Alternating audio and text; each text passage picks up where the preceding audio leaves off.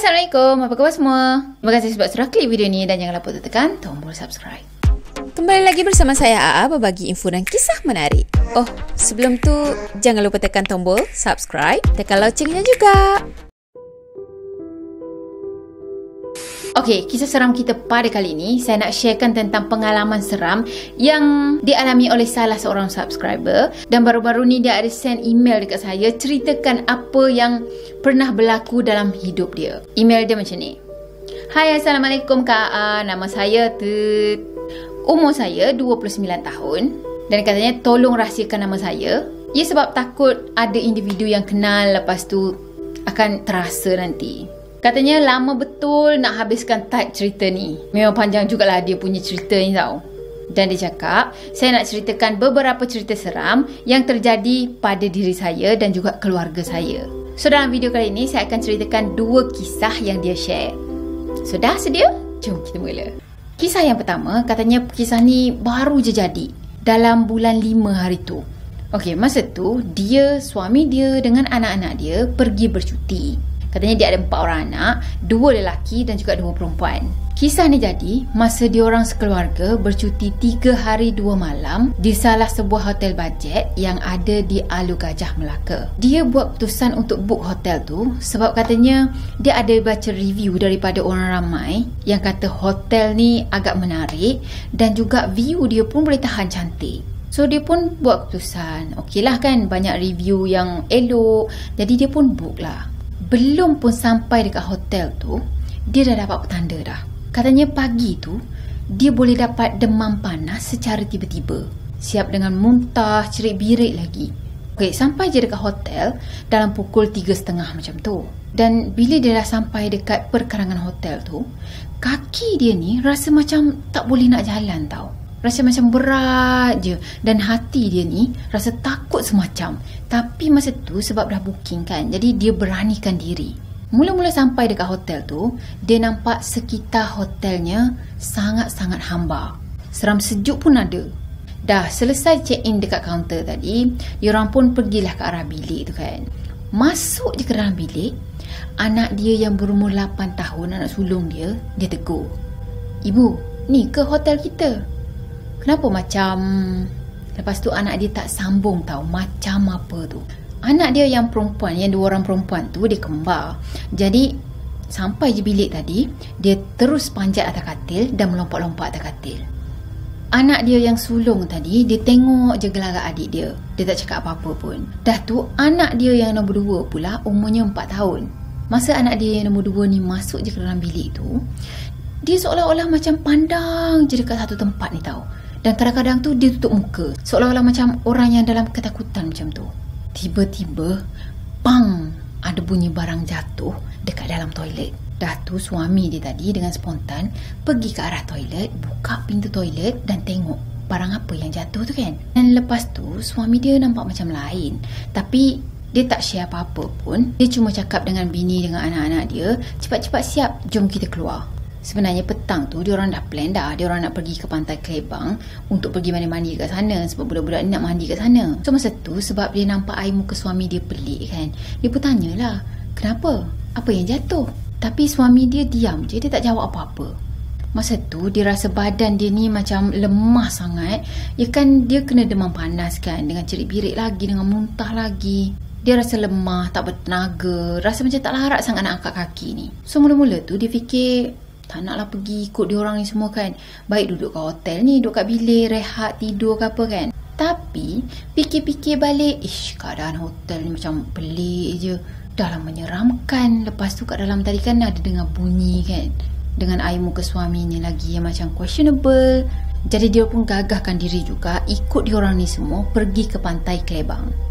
Okey, dah sampai pantai tadi, dia pun cubalah bertanya sekali lagi kan dengan suami dia. Tanya, bunyi apa tadi? Apa yang awak nampak kan? Tapi suami dia tetap juga tak jawab. Dia cuma mendiamkan diri. Pas anak-anak dia dah main, dah mandi-manda semua, diorang balik ke hotel tu. Tapi sebelum balik ke hotel tu, diorang singgah dekat satu restoran ni. Diorang bungkus makanan, minuman semua. Dan lepas tu, diorang terus balik ke hotel. Malam pertama, malam tu kan, tak jadi apa-apa. Cuma keadaan dia pada masa tu makin lemah. Katanya dia malaslah nak fikir nak pergi ke klinik ke apa ke sebab dia tak nak susahkan suami dia. Esoknya tu suami dia dengan anak-anak semua mula nampak berubah. Keadaan dia orang nampak macam lemah je, tak bermaya tau. Tapi sebab diorang dah beli siap-siap dah tiket, diorang nak pergi ke waterpark yang ada dekat Melaka tu kan. So diorang terpaksalah gagahkan juga diri ni untuk pergi ke waterpark tu. Boleh bayangkan tak betapa tak seronoknya kita yang dalam keadaan terpaksa dengan tak sihatnya tapi terpaksa juga pergi ke waterpark tu. Ya kan dah bayar kan, dah lah mahal nak masuk situ. Okey, masa dia keluar daripada bilik hotel tu, tutup je pintu hotel, lepas tu dia berjalan kan. Masa tu anak dia ada pegang satu kotak air Milo yang besar tu kan. Dah tu anak dia berjalan sambil dia pegang kotak air Milo tadi. Dan tiba-tiba anak dia boleh terjatuh tau. Dah tu air kotak yang 1 liter tu boleh pecah. Masa tu anak dia cakap lah ada orang tolak dia. Tapi dia tak tahu siapa yang tolak dia. Sebab orang lain semuanya ada dekat depan tau. Dekat belakang dia tak ada siapa-siapa. Dia orang yang paling last. Dan yang paling pelik lagi, macam mana air kotak tu boleh pecah. Tak mungkinlah sebab jatuh tu kuat sangat sampai pecah air kotak tu kan. Dan katanya sebelum ni pun anak dia pernah campakkan air kotak dekat dalam troli, dekat atas troli, dia duduk dalam troli tu kan. Lepas tu campaknya ke bawah, tapi air kotak tu tak pecah pun. So nampaklah pressure dekat situ kan, tekanan dekat situ. F sama dengan MG tak boleh bermain peranan dalam kes ni. Tiba-tiba nak masukkan hukum graviti pula dekat sini kan. So masa tu diorang semua macam pelik lah. Macam mana boleh jadi macam tu kan, macam mana boleh pecah. Tapi diorang tetap juga teruskan ke tujuan diorang pada hari tu, nak pergi ke waterpark. Dan katanya kesian jugalah dengan staff dekat hotel tu terpaksa bersihkan air Milo yang dah tumpah tu. Okey, lepas dah mandi-mandi dekat waterpark tadi, diorang pun balik ke hotel balik. Dah balik ke hotel tadi, ada benda yang pelik berlaku tau.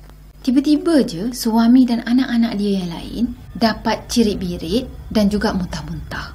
Anak-anak dia orang pada masa tu pun mula menangis, merengek. Jadi katanya keadaan macam gitu sampailah pukul 2 pagi. Dia nampak keadaan yang macam dah tak terkawal tu. Dia pun cakaplah dengan suami dia yang dia nak balik malam ni juga. Tapi suami dia pujuk dia. Suami dia cakap, tak apa, tahan dulu sampai pagi nanti kita balik.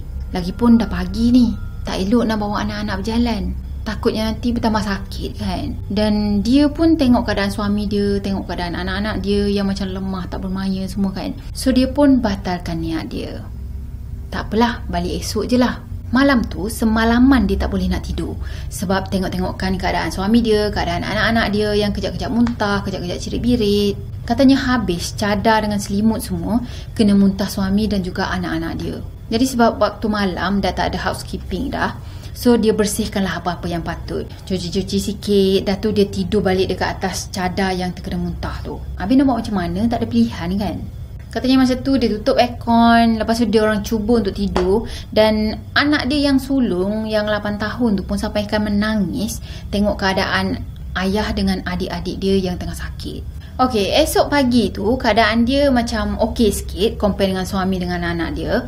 So dia cakap dengan suami dia nak pergi Dobi, nak mendobi kejap. Lepas tu nak beli sarapan lah, kita sarapan dulu baru kita balik macam tu kan. Masa tu dia hanya bawa anak sulung dia je. Masa tengah sibuk mendobi tadi, tiba-tiba je dia dapat panggilan daripada suami dia.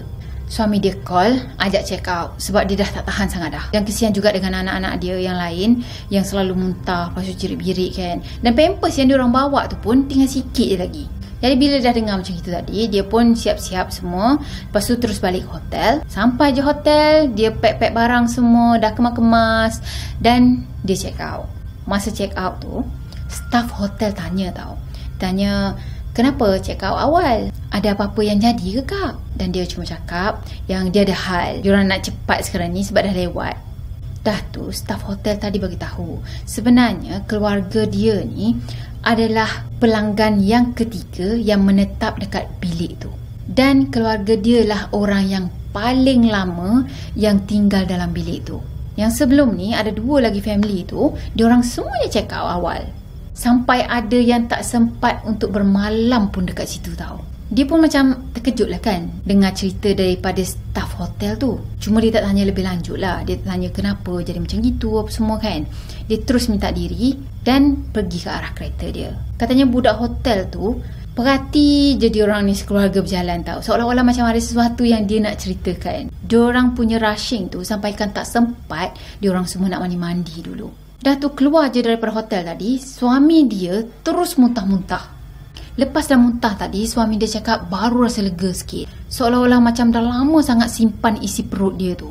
Anak-anak dia orang semua pun lepas keluar je daripada hotel tu, terus hilang demam panasnya tau. Muntah-muntah pun dah tak ada, cerit-birit pun dah tak ada. Dia sendiri pun tak semena-mena boleh sihat. Cuma anak sulung dia pada masa tu dia cakap macam ni, lupa pula nak say bye-bye dekat kawan dia. Dan tak sempat lagi dia nak bertanya dengan anak dia nak say bye-bye kat siapa kan, siapa kawannya kan. Tak sempat lagi nak bertanya. Terus anak dia berlari masuk balik ke pekarangan hotel tu dan dia melambai tau, say bye-bye macam tu kan. Dah tu anak dia tu melambai ke arah air Milo yang pecah tadi. Jadi Alhamdulillah sepanjang perjalanan dia untuk balik ke rumah daripada hotel tu tak ada apa-apa yang jadi dan semua diorang pun dah sihat. Dan saya pernah dengar juga yang kata kalau kita rasa memual, nak muntah macam tu, sebenarnya benda tu ada. Okey, kisah kedua. Kisah ni berlaku pada tahun 2009. Time tu dia baru je habis SPM. Jadi lepas dah habis SPM tadi, dia bekerja part time dekat satu restoran fast food. Restoran tu sendiri ada di Subang Jaya. Katanya kebetulan pada malam tu dia closing. Dah tu dia dapat berita tentang kematian atuk dia yang dia panggil Tok Ki pada malam yang sama. Jadi katanya malam tu keluarga dia semua dah ada dekat kampung diorang dah, dekat Tanjung Karang. Cuma tinggal dia dengan abang saudara dia je yang belum balik ke kampung sebab diorang bekerja. Jadi dia dengan abang saudara dia tadi pun berjanjilah kan, kita balik sama-sama tahun nanti. Lagipun tempat diorang tinggal pada masa tu agak dekat jugalah. So lepas dah closing tadi, dia dengan abang saudara dia yang dia panggil dengan gelaran Abang Cik terus balik ke kampung naik motosikal Abang Cik dia tu. Katanya pada masa tu diorang ni tak ada kereta lagi tau. Jadi dalam pukul 2 pagi macam tu, diorang sampai di Jalan Panjang di Guthrie. Saya tak tahu baca macam mana ni, Guthrie ke Guthrie ke, tapi itulah. Okey, masa tu diorang tersempat dengan satu van jenazah ni tau. Van jenazah tu terus potong motor diorang. Tak ada apa-apa yang pelik kan, tak pelik pun. Kalau potong, bagi je lah potong. Tapi 5 minit lepas tu van jenazah tadi muncul lagi.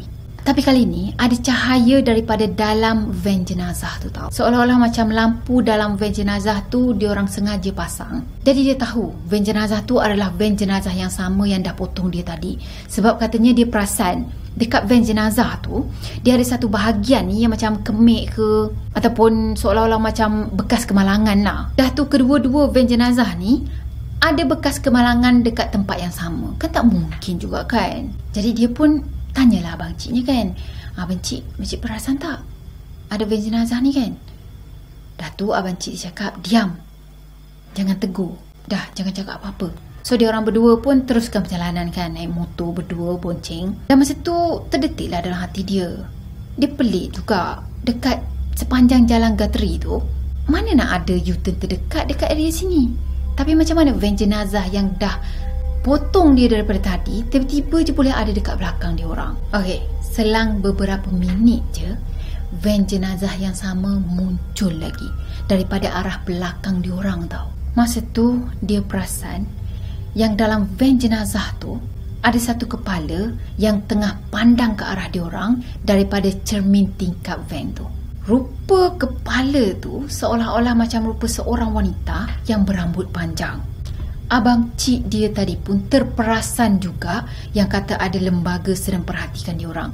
So masa tu dia terkejut dan dia slowkan kenderaannya tau. Dia pula sebab rasa terkejut sangat dengan takutnya lagi, dia rasa terus nak menangis. Mungkin masa tu abang cik dia ni macam perasan lah kata adik saudara dia ni dalam keadaan ketakutan kan sampai nak nangis semua.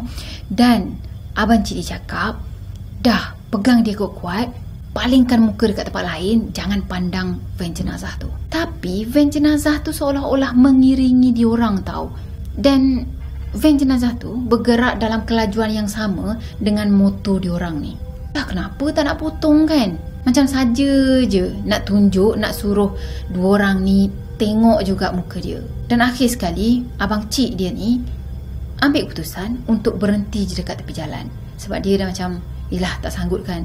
Kalau berlaku apa-apa kan nanya juga. Dah tu diorang berhenti motornya tu dekat tepi jalan. Dan van jenazah tadi, nasib baiklah juga dia tak berhenti tau. Dia terus je jalan. Masa tu tinggal diorang berdua je lah dekat tepi jalan ni. Dan tiba-tiba diorang dengar ada siren polis.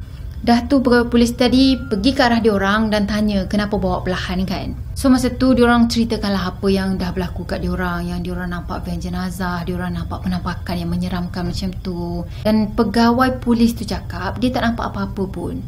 Dia cuma perasan yang diorang berdua ni tengah bonceng motor, dah tu naik perlahan sangat. Dalam masa yang sama, dia cuba juga tengok keadaan jalan tu. Memang dia dah tak nampak dah kelibat van jenazah tu. Dah tu pegawai polis tadi cakap yang kawasan sini memang agak keras sikit. Memang banyak sangat kes-kes orang kena macam ni. Malah ada yang lagi teruk tau, sampai boleh melibatkan kemalangan. Dah tu sampai meninggal dunia. Dan lepas tu diorang berdua ni pun minta supaya pegawai polis ni iringi diorang sampai ke susur keluar untuk menghala ke paya jaras. Okey, bila dah sampai dekat kawasan Jalan Kuala Selangor yang menuju ke Ijuk ataupun Jalan Kuala Selangor Ijuk macam tu, katanya jalan tu memang panjang dan juga sunyi. Time ni sekali lagi diorang diikuti oleh van jenazah yang sama. Masa tu abang cik dia cakap dengan dia, baca doa banyak-banyak, baca doa pelindung diri macam tu lah kan. Dan dia pula sebab dia rasa takut sangat sampaikan dia terkencing dekat dalam seluar tau. Katanya memang memalukan dan tak boleh nak buat apa dah. Yelah, sebab dah terkencing dan dia pun takut sangat masa tu, sampaikan seluar abang cik dia tu habis basah kena dia punya kencing tau. Dalam masa yang sama, van jenazah tu ikut juga diorang sampailah dekat Bukit Rotan. Dan van tu menghilang dekat situ. Tak lama lepas tu, diorang sampai dekat rumah arwah atuk diorang. Dalam masa yang sama, nenek diorang yang diorang panggil Mbah dah pun tunggu diorang dekat beranda. So masa tu diorang nampak ada nenek diorang dan juga mak dia. Dah sampai tadi, diorang pun nak naik lah kan dalam rumah tu. Dan masa dia nak melangkah kaki masuk ke dalam rumah tu, nenek dia tadi tegur, korang bawa balik kawan tu, kamu tak boleh datang sini. Tok Aki dah tak ada dah nak main-main dengan kamu. Dia dua orang ni pun apa lagi kan kaku dekat situ, saling berpandangan antara satu sama lain. Dah tu nenek dia tadi pun pandang ke arah belakang diorang ni dan dia cakap macam ni, kau pergilah daripada sini, tinggalkan cucu aku. Maafkan diorang kalau diorang ada ganggu kamu ataupun ganggu tempat tinggal kamu. Kesian diorang ni penat. Dah, kamu balik ya. Kamu baliklah, pergi ke tempat asal kamu semula.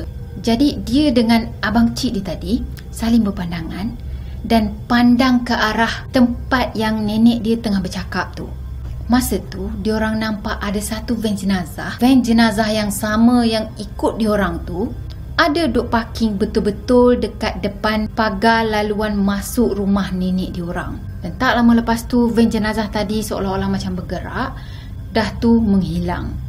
Okey, lepas beberapa minit lepas tu, nenek dia tadi panggil diorang ni berdua. Nenek dia suruh masuk dalam rumah dan buka selipar dan pergi salin baju, pakaian yang diorang pakai pada masa tu kan. Dah tu baju dengan selipar tadi semuanya nenek dia bakar.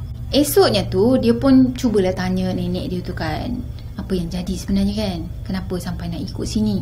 Dah tu nenek dia cakap yang van jenazah tu ikut sebab diorang berdua ni adalah cucu atuk diorang, cucu Tok Aki tu. Kenapa? Wallahualam. Sebab itu je yang nenek diorang cakap. Katanya sejak peristiwa tu, diorang dah tak pernah dah nak balik kampung naik motor. Kalau nak balik kampung je, abang cik dia akan sewa kereta, tak pun dia akan pinjam dengan mana-mana kawan. The end. Saya nak ucapkan terima kasih sebab dah sudi untuk share cerita ni. Sebenarnya saya terlupa nak bagi nama gelaran dia tahu. Sebab dia minta untuk saya bagi nama gelaran.